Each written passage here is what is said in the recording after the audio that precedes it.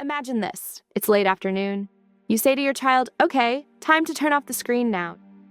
2 seconds ago, everything was calm, and in an instant, the moment explodes. They scream, they cry, they clutch the screen like you just took away their oxygen, and you're standing there thinking, how did this turn into such a big deal? Why does this happen every single time? If screen time ends in a meltdown in your house, you're not alone. Parents all over the world deal with this daily. And most of us assume it's a discipline issue, that our child is addicted, disrespectful, or pushing limits on purpose. But what's actually happening has nothing to do with listening or rules. It's a nervous system crash. When your child is on a screen, their brain is in a very specific state. Bright colors, fast movement, constant sensory input. Their nervous system is highly activated and flooded with dopamine, the chemical that drives focus, excitement, and the desire for more. Then suddenly, the screen turns off. No gradual slowing down, no transition their body can feel, just an abrupt stop. To an adult brain, that's annoying. To a child's nervous system, it's shocking. Imagine being pulled out of a deep sleep by a fire alarm and immediately asked to do homework. That's what turn it off feels like to their body. So when they scream or melt down, they're not being dramatic, they're dysregulated. And here's where things spiral. When we respond with lectures, bargaining, or threats, we're asking a dysregulated brain to use logic. But logic is offline in that moment. Pressure doesn't calm the crash, it intensifies it. That's why screen time fights often get worse over time. Not because your child is learning bad habits, but because their nervous system is bracing for impact every time the screen ends. You can actually see the bracing happen. In the last 5 minutes, they stop answering you. They cling tighter, they get jumpy. They act like they can't hear you. That's not disrespect, that's anticipation. Their body remembers the cliff, so it grabs harder. What actually helps is not more discipline. It's a predictable landing. Think of it like an airplane. You wouldn't expect passengers to stay calm if the plane dropped straight out of the sky. They need a descent, a runway, time to adjust. This is where the idea of a soft landing comes in. A soft landing doesn't mean unlimited screen time. It doesn't mean giving in. It means treating the transition as something the nervous system needs help with, not punishment for enjoying something. Because for a lot of kids, screens aren't just fun. They're regulating. Screens narrow the world. They reduce choices. They block out noise. They deliver a steady stream of input. Sometimes that screen is also the only thing in their day that feels predictable. After school, after daycare, after a birthday party, their body is already tired, and the screen is the one place they don't have to talk, share, or keep up. So when we end it abruptly, it can feel like the last stable thing just disappeared. That's why some of the biggest meltdowns happen on the days you have the least patience. So when the screen goes off, you're not only removing a show, you're removing a whole body state.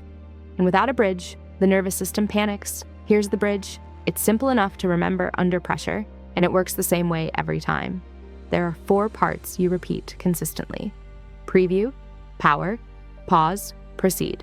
Preview means you name the ending before you start. Instead of saying a quote, "You can watch for a bit," you say, "You can watch 2 episodes, then we're turning it off and having dinner." Not emotionally, not as a warning, just as information. Uncertainty creates anxiety. Predictability creates safety. Then, before the last episode ends, you remind them. 1 more episode, then we're turning it off.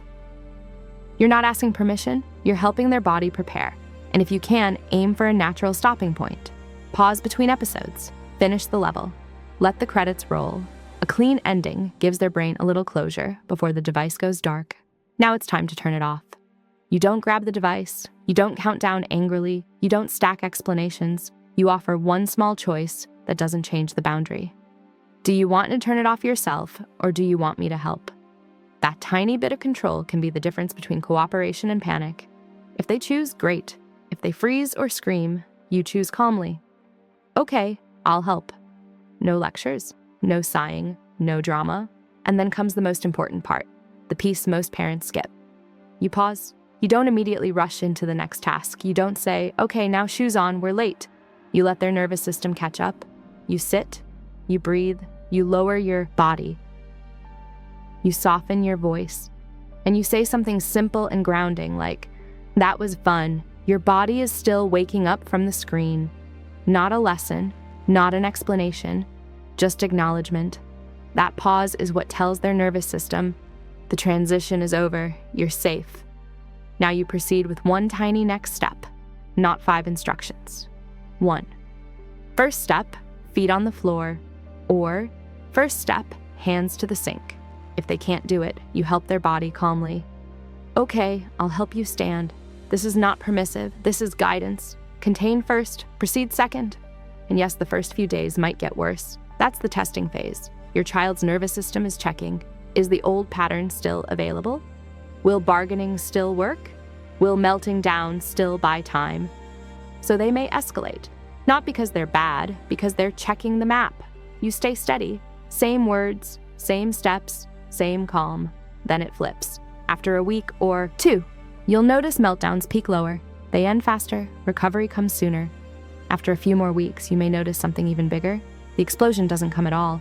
Not because your child suddenly loves turning screens off, but because their body knows what comes next. Predictability builds regulation. This works in the car. Before you hand over the phone, you name the ending. You can watch until we get home. When we park, screens off. As you turn onto your street, you remind them. 2 more minutes, then screens off. When you park, you offer the same choice. Do you want to turn it off, or do you want me to help? Then you pause. 1 breath. Your eyes are adjusting. Then you proceed with 1 tiny step. First step, unbuckle. It works at bedtime. 1 show, then screens off, then pajamas. Choice, pause. Proceed with 1 step. Because tired brains don't need more talking, they need a script. Now, 3 common mistakes keep screen time. Fights alive.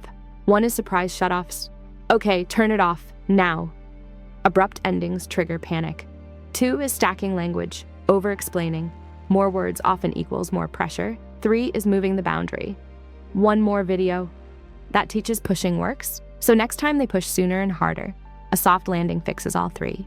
It keeps the boundary firm and makes the transition gentle. And 1 more thing matters here, your nervous system. If you're already tense, your child feels it. So make your own body part of the plan. Drop your shoulders, slow your voice, say less. Your calm is the signal that says, this ending is safe. 2 quick questions parents always ask. What if my child refuses the choice and just screams? That's okay. You choose calmly. Okay, I'll help.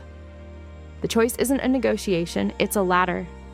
And what if they throw the device or get physical? Safety first, move the device away. Block gently if needed. I won't let you hurt. Screens are off. Then pause. Then proceed with 1 small step forward. Screen time doesn't have to end in tears, but it does require us to stop treating the ending like a power struggle and start treating it like a transition. You're not weak for wanting this to be easier. You're not permissive for helping your child regulate.